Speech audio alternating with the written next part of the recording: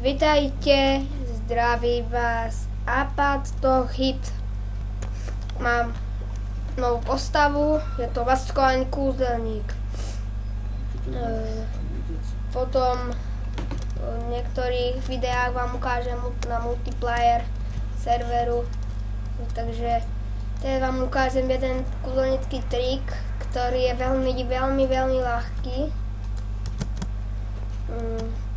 Nedá sa nikde robiť, iba keď ste admin, a to len admini robia. Takže práve som to teraz ja urobil. No, aby ste ma videli, dám toto. Tak, a vidíte, lietam ako vtáčik. No, a robiť to môže len a len admin.